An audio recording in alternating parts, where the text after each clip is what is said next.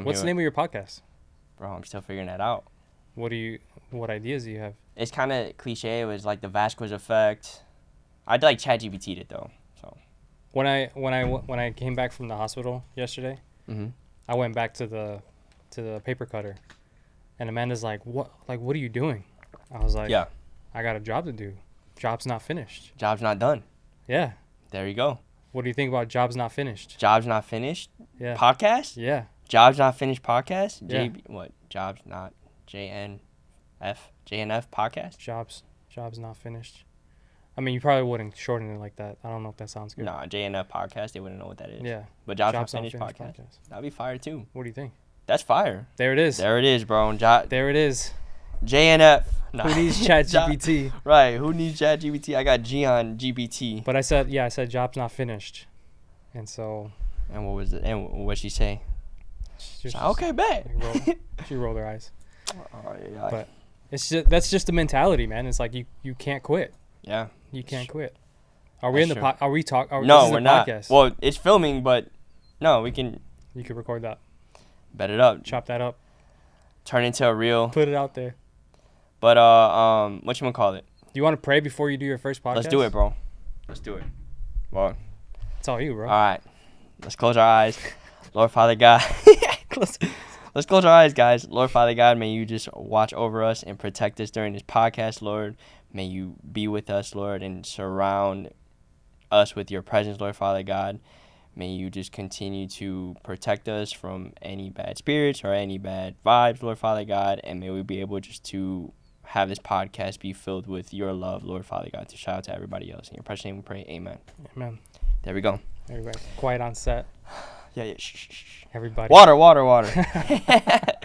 But all right, bet. We'll just run it. All right. So my number one question is, how did your faith journey begin, and what moments made it real or personal for you? Well, it began when I was 14. I was in high school. I was like a freshman. Yeah. I had a friend who she kept inviting people to church, and she was very persistent, and so she consistently had like 5 or 6 kids from school like always going to like this youth group that was down the street. I went to Kelvin Park High School, and so that's in the city, and Faith World was down the street. I would always walk by it because I would take the bus to school. Yeah. And when I got off the bus, I would walk from like Fullerton and Pulaski to Costner and whatever. And so I'd always see this church, and then I would always see it after school. I would always see like young people like hanging out outside. Yeah. But I never really like put 2 and 2 together. And if you ever drove by that church at night, like you would see that like there was something going on at night, like an event, with like lights and stuff like that. So I was always like curious, like what was happening there. Yeah. So it just turned out to be that this girl went to, she was my friend. She went to that church, and she made the invitation one day. I can't remember like fully like how I even took it. I was just like, okay, let's just see what happens. And so I went on a random like Friday night youth service, and I don't know what was preached. I just know that it touched my soul. I just know that it connected to something that I now know is the spirit within me, but also I think it spoke to the pain that I was feeling in that time. Like I was just, I was 14 years old, not knowing who I was. Every kid kind of goes through that scenario where they're trying to figure out the man that they're going to be, the man that they're becoming. Yeah. I grew up fatherless.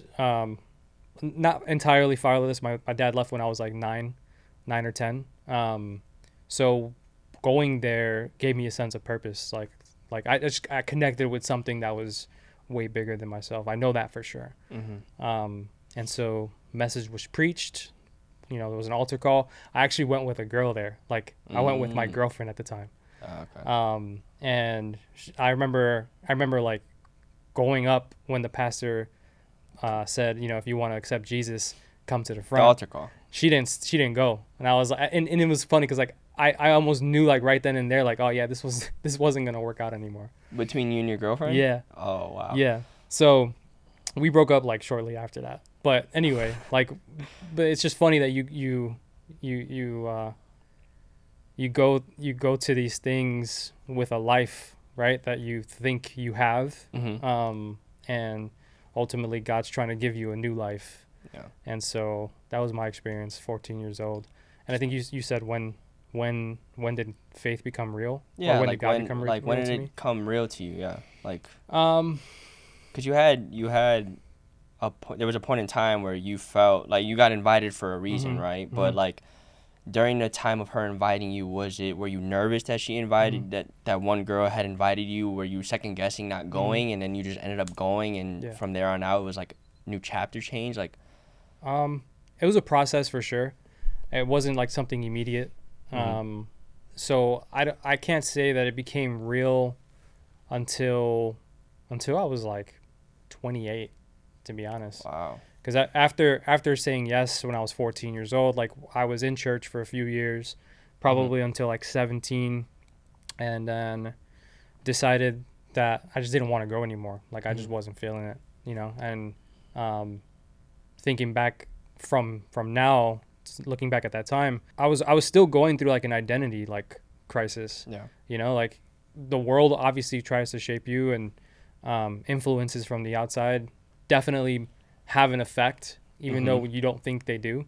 Yeah. And so I had friends at the time who were not living that life. They were not, into it. And everybody was starting to party at that time. I was starting to pick up learning how to DJ. And so, yeah, I got pulled away in a sense, at like around 17, 18 years old, first couple of years of college. And then I went back for a brief period with my girlfriend, who's now my wife, Amanda. Yeah. We started dating around 20 years old. So we reconnected, and which, by the way, I met her in youth group like years before. Was like it at the same youth group that you had? Was it the same youth group that you had went to? Yeah. We I met. bet. We met when we were like 15. I met her at her birthday party, which is crazy. But we weren't like into each other at that time. You were just like friends. And Yeah, stuff like we that. were just friends. And so, yeah, so we went back for a couple years, and try to do it together. And we again, kind of fell into like the influence of the world and wanted to do our own thing. Yeah. And so we left the church, and we decided we weren't going to go back. And then wasn't until like we were like 27. I'm 34 now, so 27. We had some new friends that came into our lives, and are now pastors at People Church, Yeah. Gio and Marlene. Yep. And so, yeah, we that's the short story long. But to answer your question, that was a long-winded answer. But to answer your question about like when it became real when I hit a wall where I started having panic attacks. I started having like really like severe depression, anxiety, and I was smoking weed a ton. I was drinking, and then one night, like I took some edibles, and had like a really like crazy trip. And then I remember in that moment, where I was feeling like this like super dark feeling over my life, like over in the room that we were in. Yeah. It was in our living room. There was like a different presence. Yeah. And I was like, I don't like this. I don't want any part of this. And I put worship music on. And when I put worship music on, the video was like one of those really trippy like visual videos, but it was a worship song. Yeah. And there was a part of the song, and I think it's a Hillsong song where it says, "Here now, God is here now." And as soon as those words started playing, like I literally felt the presence of God like I've never felt before. Yeah. And so that's when I can say I could like physically feel God, and that's when he became truly real to me. And from then I'm like, I got to change my life. So, question on that: was somebody who hasn't felt the presence of God, how would you describe that? Like, how would you describe that feeling? In that moment, or is it just like you can't really describe it? You kind of got to be there to experience. Like, you have to be able to experience it for yourself in order to really know. I would say peace. Peace just like is instant in that moment. Yeah. Okay. In that moment, I think people feel it differently. Yeah. Depending on their situations, and the way God decides to reveal himself to them. But I think for me in that moment, it was peace. Yeah. Like I knew the God that was giving me peace at that moment. Like I said, it's different for a lot of people. But I think the overall consensus is that he brings peace. Mm-hmm. And so in my life at the time, it was very chaotic internally. Yeah. I think it was like 2020. Everybody was at home for forever. I was stir crazy. I was stressed out with work, like, and I was still like not on purpose. Like I Mm-hmm. wasn't like doing anything that was really like fueling that fire at that time. And so my inner world was very, very chaotic at that time. And so for him to come in and just provide peace, even if it was just for 10 minutes, 20 minutes, I don't even know how long it was, but I got a taste of what it's like to actually be in his presence. Mm-hmm. And now thank God, like I could still feel that peace, when I really need it. And I can live in that peace, which is really cool. That's awesome, dude. That's very, very touching. And I feel like I'm sure Amanda was very, very supportive. Mm-hmm. So having that type of partner in your life to be able to like walk you through it, Mm-hmm. like how what does it mean to you to have such a supportive partner during those dark times? Like, I could cry. This is the go first, ahead, bro. This Cry, is the first bro. episode. Cry. You got me crying already. Yeah, I think having anybody who is gonna pray for you and who's gonna like be there for you regardless, like first and foremost, that was my mom growing up. Yeah. And I remember her being a single mom, working 3 jobs, but like every single morning I would wake up at like 7 a.m. and see her praying on her knees, like for her family, for her finances, for herself, like having somebody who can pray for you and who can be there for you in those battles is super key. And so Amanda, like, that was also a time where I was still unsure if I even wanted to be in church, to be honest. Like I was going to church late just to like avoid people and avoid like the worship and all that stuff. And I was very much still closed off. So, I think, yeah, it's super important to like not only have that person, but like to be able to choose wisely too. Yeah. I when I met her, we were just friends, and then 5 years later or so we reconnected and got together. And I don't know, there was just like a knowing that like with her there was a life of peace, which is interesting. That yeah, like if I had to do it all over again, I would marry her sooner. Like, stop wasting time. That's what I would do. I know you didn't ask that question, but it's just like, I know. Like knowing what I know now, and if I can go back and like tell my younger self, give my younger self some advice, it'd be like just marry her now. Like, she's bringing you peace, and that's invaluable. How old were you when you got married? When you guys got married? 29. 29. Yeah, we took a long time. And then you guys were dating We together. We were together like 9 years at that time. 9 years before. Mm-hmm. Yeah. Do you feel like you just said right now, you wish you would have like not wasted time, or you wish you would have done it sooner? Yeah. Like, what do you feel like for yourself in your guys' relationship, that you guys were ready for that next step, or like, do you feel like it happened like perfectly? Like, no, it didn't. It was overdue. It was way overdue. Like I probably wouldn't have done it like in the first year, but I would have been like 2 years max. Like now having a daughter. Yeah. I'd be like, yo, like what's happening here? Yeah. What's like what are you guys doing here? Even if they're like 20, 21, like, and that's unpopular opinion. That's fine. Yeah. But like, I mean, I don't know. I think men are more productive when they're married. I think they're more stable when they're married. I think they become more mature when they're married. And so like, I'm barely becoming the man that I should have been, a while back. Yeah.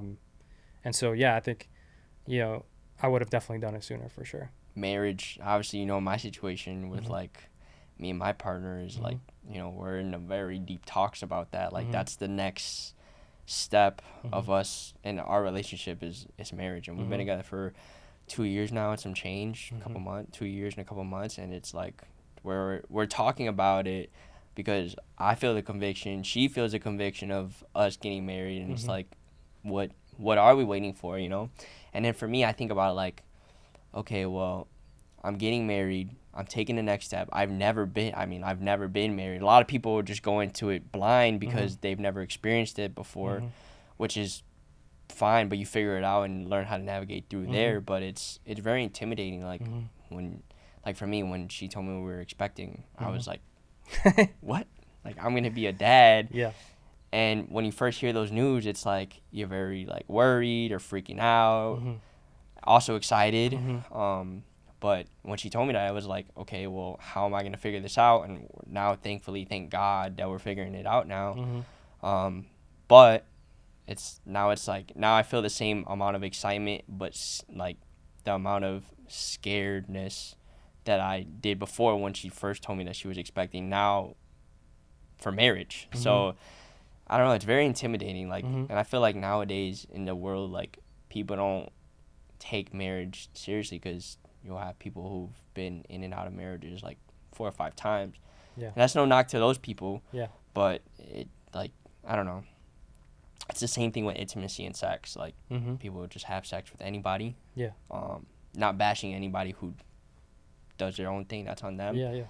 But and they're ultimately the ones who are gonna have to answer to God. But just like they're taking the value out of it. So it's like so watered down and so washed now. It's like guys are not even giving it purpose or meaning that much anymore. So it's the world we're living in, bro. Yeah, yeah, and I think like you said, most people have a flawed view of marriage, of what it's supposed to look like, and it's funny because like I've been doing some studying this week, these past couple weeks, just like understanding like the true design for marriage. And I don't know, I can't say that I fully have like I don't know enough to like teach on this subject just yet, but I would say the biggest thing that I'm picking up on, and it's very countercultural, where when it comes to the roles in the marriage and how people view the wife as like inferior or as just a helper or whatever the case is. I think the biggest revelation for me recently has been that you should love your wife like Jesus loves the church. Yeah. Because that's exactly how it's designed to be. You know, Jesus gave his life for the church. So marriage is a representation of that dynamic, you know, between Jesus and the church. And so he gave his life for her, for his bride, essentially. That's what he calls the church. Yeah. And I think that's an interesting thing to dive into, because the world will tell you that your wife needs to submit to you and that she needs to fall in line and do the things that you like. You need to be the one in like dominance. Yeah. You need to be the dominant one. But in reality, you pouring into your wife is more of a representation of who Jesus is than her being like the inferior one. Yeah. And so like pouring into my wife brings bigger blessings than putting her aside, you know. And I think your wife needs to be confident around you. Your wife needs to be confident when she's not around you. Like, it's a representation of how you treat her. Yeah. And so, that's a whole different probably topic for another day. But like, I think going into marriage, understanding that it's you that needs to die in that marriage so that something beautiful can live. Yeah. I think that's the key here. And you as you're considering that, as you're like stepping into what's next for you, like understand, there's a weight to it, but there's also there's an easiness to it, because you're not going to be the one carrying it yourself. Yeah. And so taking that pressure off of you to say, you know, I'm going to do this, I'm going to step forward in faith, but like, God's got this, like his hand's going to be all over this. So like, I'm not leading my wife by myself. You know, first I submit to God, and then, you know, I essentially am the priest of the household. And so I go on behalf of my family, you know, and, you know, as long as we stay in that order, like, we're good. Yeah. You know, we're going to go through stuff. Everybody goes through stuff. Of course. My marriage is not perfect. Like, we fight just like anybody else. Yeah. Sometimes we fight right before church, Yeah. and we still go. You know what I mean? Like that's the model of marriage, and something that people don't talk about enough. Like That's another thing too, is like commingling finances and stuff like that. It's like, you know, the financial. I don't want to say. I never want to say financial burden, but like I don't know what word I'm really looking for. But commingling finances and stuff like that is also another thing that's like intimidating. I would say, but just letting God I'm getting into the habit of letting God do what He needs to do, like just giving it to Him, and that's how it goes with any situation now. Now it's not only marriage or anything like that. Like for me, my tests. Like I took my exam, I finally passed it after 7 attempts. 7's a lucky number, dude. You told me what's that one verse? Said a righteous man falls 7 times. Do you know the verse off the top of your head? Yeah, a righteous man falls 7 times and gets back up again. Yeah, something like that. I believe it's something like that. Yeah. Yeah, but it's Proverbs. When you said that, I was like, when you told me that at church, I was like, you know what? I'm gonna embrace the 7. Like I'm gonna embrace it even more, because normally I would be like, yeah, I took it 7 times. It took me 7 attempts. But but basically to bring it all back together is that like trusting within His timing, not mine. And trying to understand what He's trying to do in the seasons that I'm in now. So, my bad. I think about it too, like me and my cousin were having a conversation the other day, and he was like, I'm happy you passed the test now rather than 2 years ago or when you first took it, because the amount of growth from you back then to now is like crazy. Yeah. And then I thought about that too after I passed my exam, was like, if I would have passed it back then, I don't think I would be in the mental state where I'm at now. A couple years ago. Yeah. So I do think that like His timing is of course His timing is perfect. So yeah, that's a tough thing to navigate though, because I'm sure it was frustrating, right? Oh, bro, that test has made me cry. That test is like, every time I heard the word test, I was like, I would freak out. There was times I wouldn't study and I was like chilling with the family or whatever, and I would just think about my exam randomly. Like I was like, bro, I feel like a loser right now for not studying or whatever, or for not passing. So yeah, dude, it was kind of haunting, would you say? But honestly, I would say this time I gave it, like, I literally is like, all right, God, I'm gonna let you do your thing. I'm gonna let you cook. I'm gonna let you do your thing. And sure enough, He's like, I got you. Yeah, and I love what you said. Like the last couple of years basically were your preparation, right? Yeah. Because 2 years from now, like, who knows where you're gonna be, right? Exactly. And we walked around this office, and I was like, I looked at the leaderboard, and I was like, oh man, Angel Vasquez #1. Like I'm Dude, like bro. speaking it. You know what I mean? Yeah. Like I think, there's a lot of merit to what you said. That was your cousin who said that to you. Yeah. There's so many stories biblically. I'm not gonna dive all into them, but like that, there's always a preparation season, and it's grueling and it's frustrating. But I think it makes you strong enough to hold whatever's coming. Yeah. Right. And you're kind of starting to see it too. Like, I know this is not necessarily a mortgage podcast, but like what we're hearing is like mortgages are dropping, right? The rates are dropping. Yeah. People are getting more interested in like refinancing and purchasing. Stuff like that. So like, it could be just perfect timing setting you up, right? Because the next couple of years could be a really fun ride. Exactly. Like you said, like you probably wouldn't have been in a good mental space back then. You probably had different values. You probably wanted to do different things. Like I remember the last time I took it was like a week before my daughter was born, and I was like thinking about it, like, okay, I hope I get it this time. This is my 6th attempt, because after you take it 3 times, you gotta wait 6 months. So I waited the 6 months and some. But I remember I took it the 6th time, and I was like, God, please let me pass. And I was like freaking out because my daughter's about to be born, and here I am taking the most intense test of my life so far.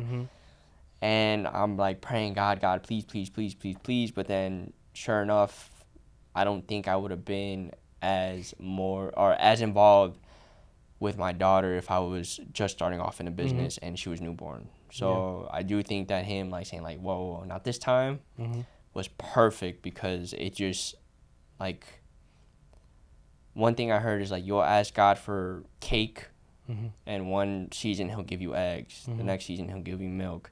Next season he'll give you flour, so on and so forth. To go ahead and get to what you want, that final goal, he's going to put you through different things so that way he can build you up to what you want. So it's tough to deal with it in the moment because you want it now. We're so impatient.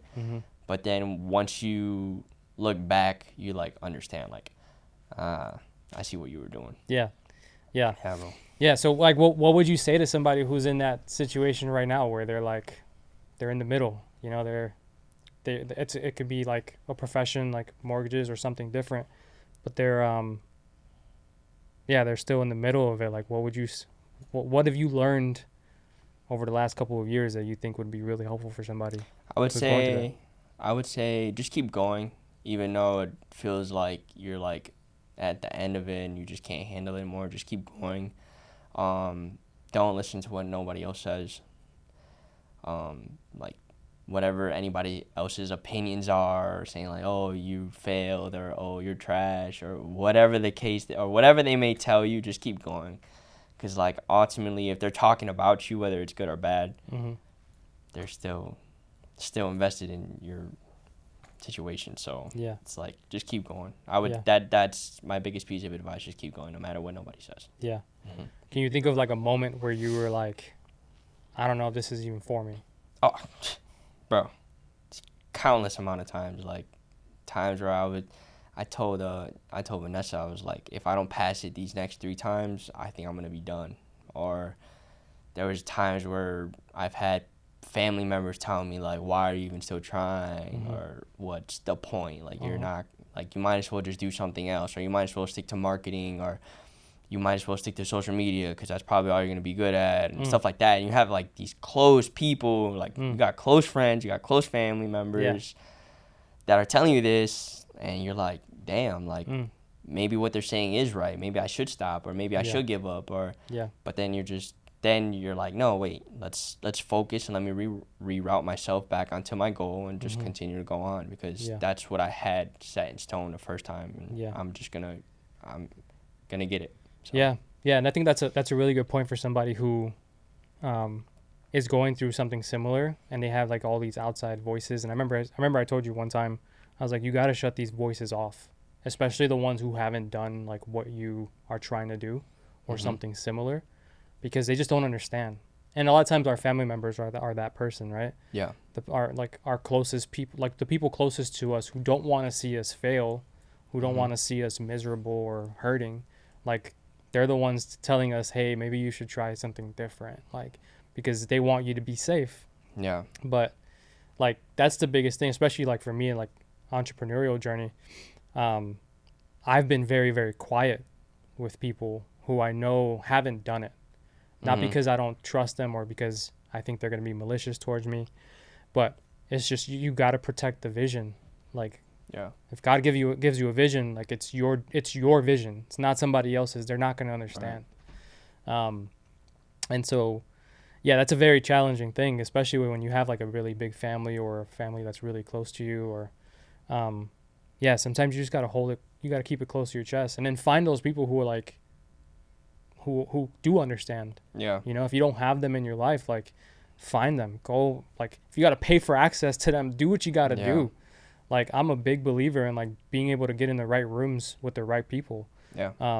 Buying books from people who have done this as well. Like, you know, some of my biggest mentors are people I've never met. You know what I mean? Like podcasts, you know, people and book authors, and like, I think there's something to be said about like getting yourself out of your comfort zone is a huge part of it. Everybody says that, but like practically it truly means like finding people who have done the thing that you're trying to do and getting as close to them as possible, learning from them, learning how they move, but never idolizing them. I think that's a huge part, a huge thing people miss out on or miss on is they look at these people like they're gods. Yeah. And then when you get really close, you realize that they're not that great. Yeah. they're not That's that tough. they're like pretty shitty people. You know what I Yeah. mean? Like, I think that's a very, very, very key thing that I've had to learn, where I've had people that from far, they look really cool. They're really great. But then you get close to them and you're like, Yeah. I don't see, there's no fruit here that I actually like want. You know what I mean? Yeah. But just like with anything else, it's like, chew the meat, spit out the bones. So like when you're reading something and it's leading you down the path of like making you your own God, you manifest your own world, like all that stuff is great with God though. Yeah. But like outside of that, it just leads to death. But there's a lot of good concepts and ideas that come out of it that really get you thinking about a better future for yourself. How do you stay grounded and intentional as a husband and a father when life gets busy? I don't think that's something I do well, if I'm honest. I think I've heard Philip Anthony Mitchell, really good preacher, talk about balance and how it's like balance is not what you should be striving for. Yeah. It's there's another word that he uses, but it's basically like bringing clarity to the people around you who are counting on you, and like recognizing the season that you're in. Like when you're in a building season, your spouse, your partner, your children should know that you're in a building season. They may not see you as often as they would like, but if everybody's on the same page, understanding that this is the season that we're in, this is what we're going after, like that's what matters more. And so that's what I've had to learn, is like just recognizing the season that we're in and communicating effectively to the people who are counting on you to make sure that they're in the loop and that they're also on the same page, but also aligned to where you're going to. That's probably the biggest thing that I could say. Yeah, especially being in like my first year of official business. First year in business, you have to you have to understand that like that's truly a building season. Yeah. But it's okay to take time to pause and like do an audit, like we were talking about a couple weeks ago, is like do an audit, like what's the status of your relationships, what's the status of the things you're going after, are they truly aligned, like doing that every quarter or something like that is super helpful. But yeah, this is definitely an area that I think I need to improve in for sure. I'm not perfect at it by any means, but the biggest thing that's gotten us through this first year has been just overly communicating, just saying, hey, this is what the week's going to look like. This is what this next month is going to look like. Here's what I'm working on. Here's what I'm working on. Here's our top priorities, and then, but I think bringing your partner into all of it is really key. Not just so that they're aware, but that like they might have insights for you that you have no idea, that you haven't even thought about. That could help you in your business and bring new ideas to the table. Like that's not what you read in these like entrepreneurial books. It's always like put the blinders on, tell nobody what you're doing, and never like realize that you're not going to see your kids in the first 5 to 10 years. Like where are those entrepreneurs now? Yeah, it's very hardcore too. Like they might have massive businesses, massive net worths, but like their personal relationships are just trash. Yeah. I was hanging out with a couple of buddies of mine the other day, and somebody brought up, we were talking about like family time and business, like, and then you hear that at like when you're in business and stuff like that, like life balance is like should be out the window. Like you shouldn't be having no life balance. Like put your head down, you work. Yeah. And there was a point in time in my life where I was like, work. Like, I don't, I should be locked in. I shouldn't be worrying about, not saying worrying about my family. I don't want to say it like that, but I should just be locked in on work. Like there should be nothing else I should be focused on right now. Yeah. As long as I'm providing for my family, I'm cool. They should be okay. But it's like, that's so, you're leading your family into so much emptiness. And it's just like, you're gone throughout the day, and they're really, ultimately you're working for them, but you're not spending time with them. And what I'm trying to say is that one of the guys said that Gary Vee and his son, his son was like, you're working so hard for family, but you never spend time with them. Mm. So it's like, Mm-hmm. and from that, you're hearing that from your kid, and you're like, Mm-hmm. oh my gosh, I could never Yeah. imagine my daughter saying that. I don't want to imagine my daughter saying that, because it Mm-hmm. would just crush me. Yeah. And one of my buddies that was there, he had experienced that. Like his daughter was telling him, like, I just remember that you would just either you were working and you were out, and in your other free time, instead of spending time with us, you were out drinking. Mm. So it's like you were either out drinking or you were out working. It was Yeah. never us time. So Yeah. and just like I said again, like, I'm thinking about my daughter. She's a little baby, but I'm thinking, like, when she gets old enough to start talking and stuff like that, that is the last thing I want her to say, or one Yeah. of the last things I want her to say is like, Yeah. you never spent time with me, or you were never there. And it's like, oh Yeah. my gosh. Yeah. Of course. That's it's unfortunate because there's guys and there's men and women out there who can operate like that, and they're good with their family and like not being in an okay space. Mm-hmm. But like I feel like there's a massive opportunity for like young entrepreneurs, young business people to like redefine all that. Yeah. Like not like to the point where you're, like I said, like I think work-life balance is elusive, but priorities matter. Mm-hmm. And so, like I said, like your spouse should know that you're in a building season. Your spouse should also know they should also know when you're in a family season, like Mm-hmm. when you got to slow down just a little bit to like really make sure that everybody's good. Yeah, because like when your house is out of order, like everything else is out of order. There's you can never outwork that. Yeah. You can never outwork it. Yeah. Something always gives. How do you approach developing others around you while also continuing to grow yourself? And I feel like this one really hits you, because as being a group leader, like, you're helping us grow ourselves, but how do you continue to grow for yourself, like, as being our leader or being a group leader? It's challenging, dude. It's challenging because like people expect you to have it all together, but in reality, like, you know, there's days where I don't want to run group, or I don't want to like do a one-on-one. I love doing one-on-ones with you, I'm not gonna lie, but like, but there's just times where like life is life, and you know what I mean. Yeah. And you really get in those moments where you question, like, am I leading these people the right way? And I think it translates into business, because at the end of the day, like, people are counting on you to provide for their families, to, you know, in the group setting, like in the church setting, not everybody's familiar with it, but like, you know, we get together as a group.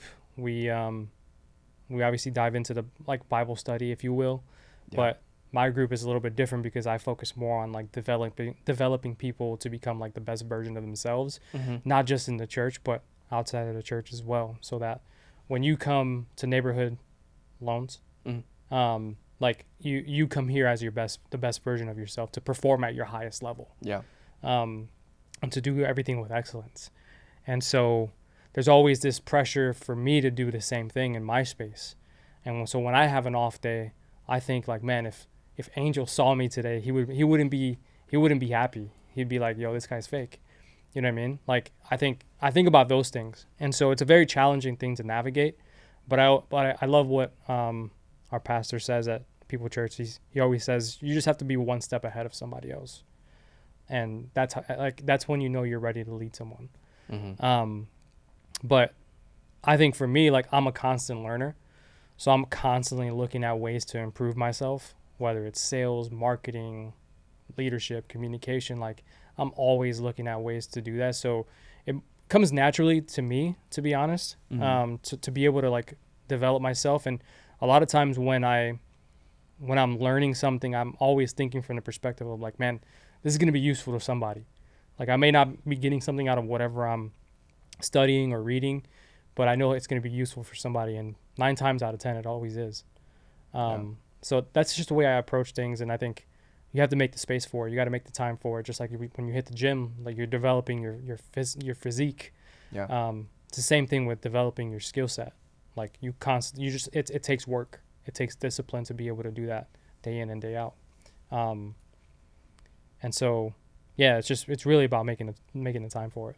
What's one area of your life where God completely shifted your perspective on what winning looks like? I don't know. I think it feels like it changes.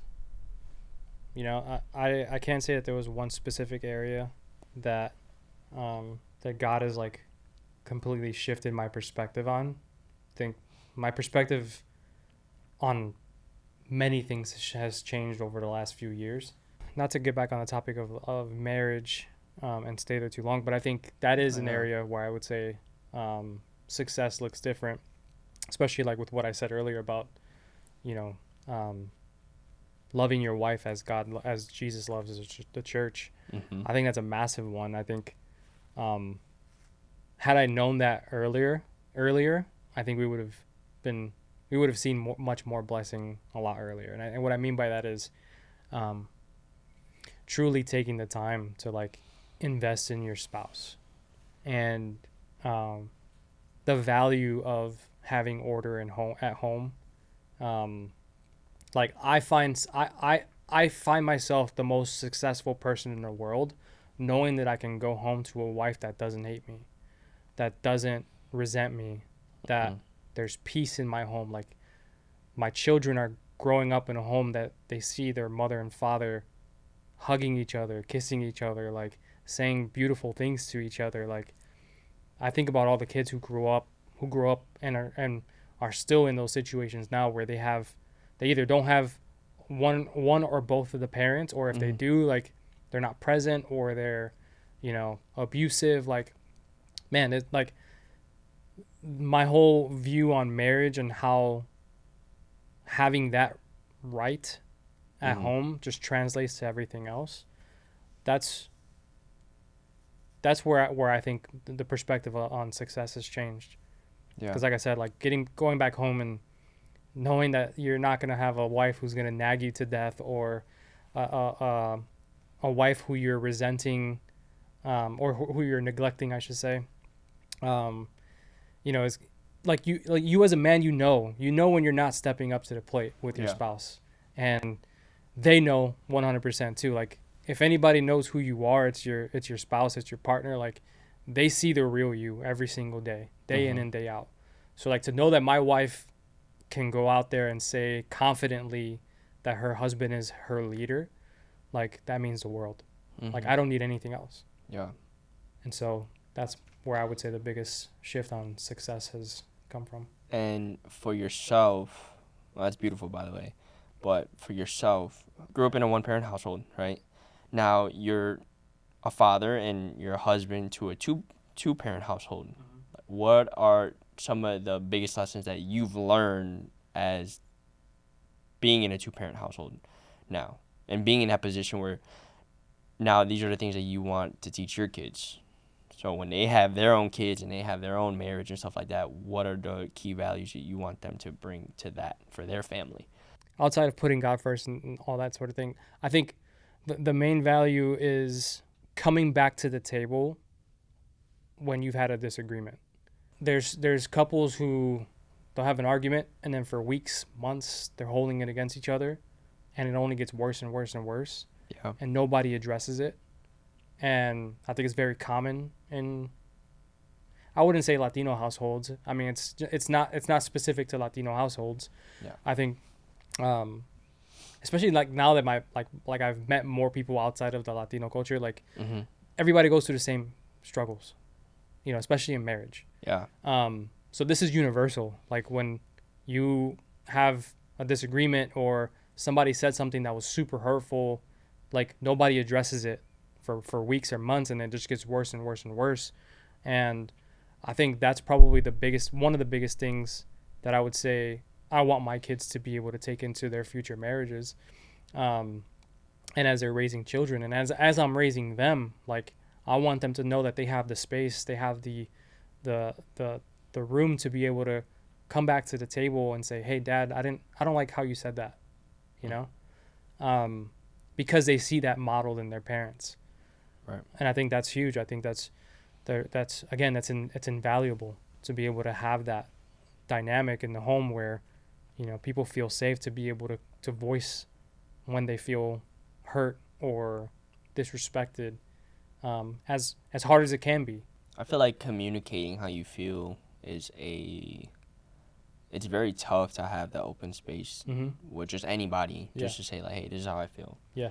Right? Like for me and myself, I've learned this as I've gotten older, is that I was very avoidant. Mm. Like whenever I did something wrong, I would avoid it or avoid telling the person at all costs, Mm. like, because I didn't want them to start tripping or. Mm-hmm. And I think about how I grew up too. Is like, I love my parents. They've given me every single thing that they've possibly could. Mm-hmm. I'm blessed to have them. I love them to death. But I feel like like with them, even I feel like I would disappoint them. Like I was so avoidant. Mm-hmm. So it is. I get what you're meaning by like giving your kids the open space and the open floor to saying like, hey, you know, Dad, this is what I'm feeling, or this is what I didn't like what you said about me. I think that's awesome because Mm-hmm. not a lot of parents, not a lot of households nowadays would even give their kids open space to be Yeah. able to express how they feel. So, Yeah. perfect. Yeah, and you probably know like what it does to a child when you internalize that, like what happens, you know? Like there's things that a child does because they don't know how to like communicate, or they don't know where to channel that energy into.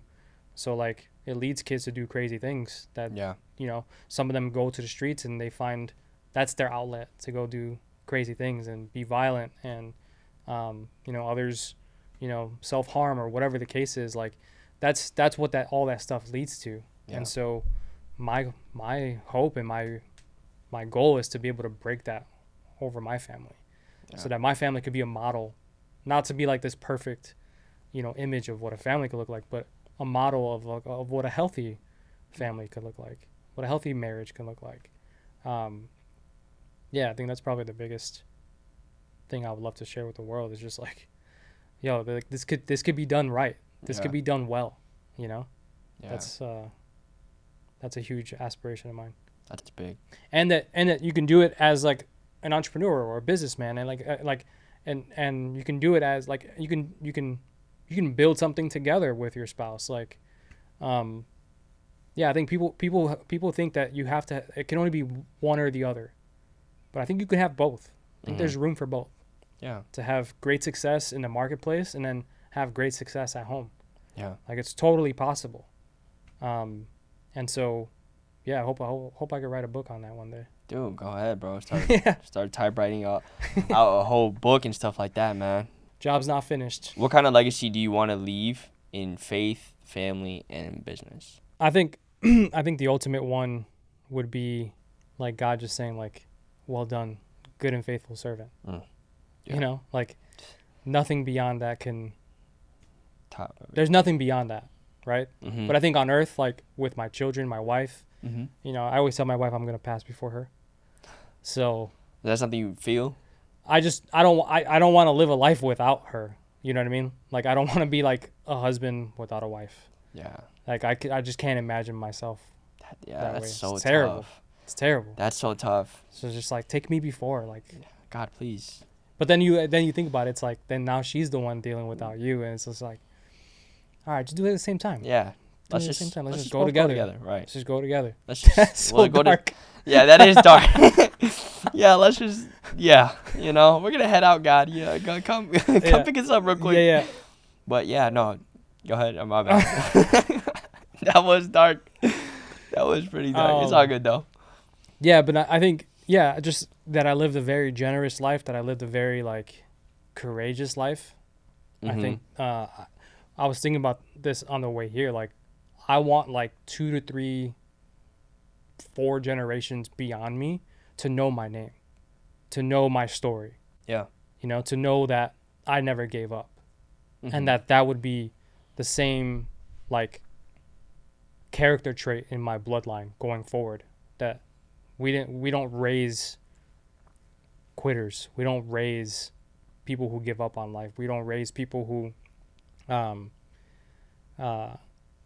back down to adversity, and to challenges. Like, that's probably how I would love to be remembered. Um, but yeah, like ultimately generous though, like generous with my time, my talents, my resources. There's something to be said about somebody who lives with an open hand, you know. And yeah, that's how I would want to be remembered. That's what I want my legacy to be built on.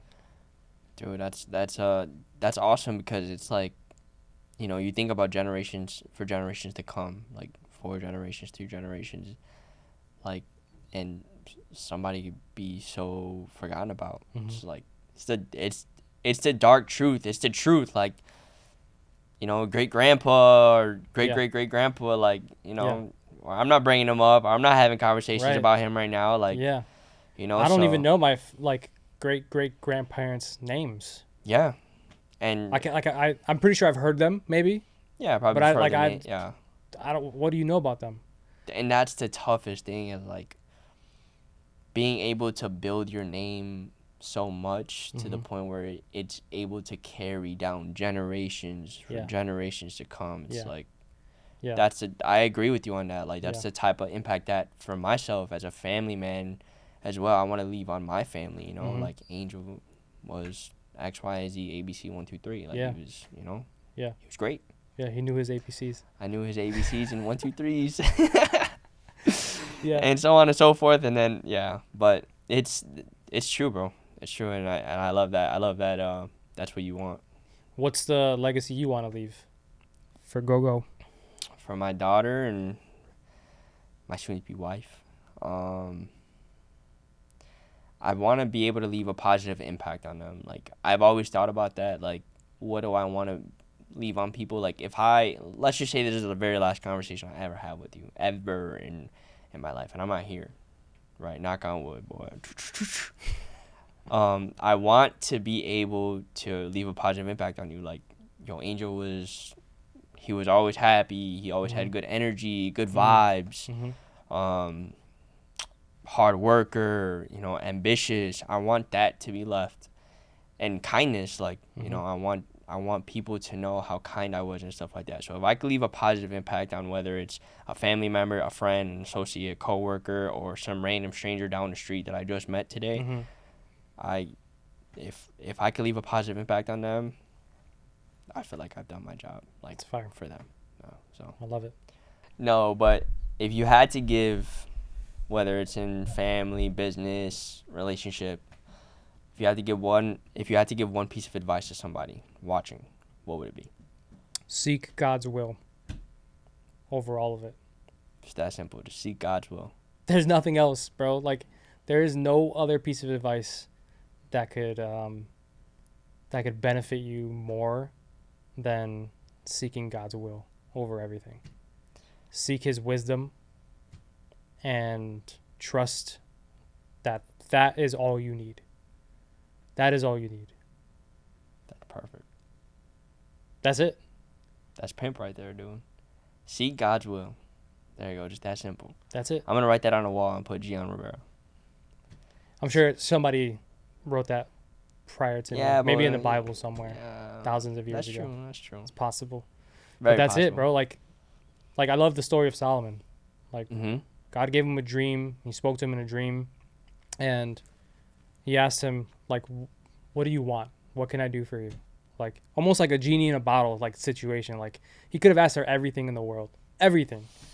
But he just asked for wisdom. Wisdom to do the thing that God wanted him to do on the earth. And God gave him he gave him infinite wisdom and all the riches in the world. And so, like, what more could you possibly ask for? If you're struggling, ask for wisdom. If you're doing well and you need to navigate a massive corporation that you've just built, ask for wisdom. If you're struggling in your marriage, ask for wisdom. If you don't know how to be a father, ask for wisdom. And he'll give it to you. The Bible says that he gives it to you freely. So why wouldn't you ask for it? And it's like, ultimately, it's your choice if you want it. Like, you know, Bible's there.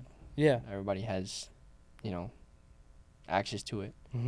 So that's perfect, bro. Well, I appreciate you, bro. I appreciate your time. This was amazing, perfect. Anybody out there watching, I hope you guys like, subscribe, and we'll see you on the next episode.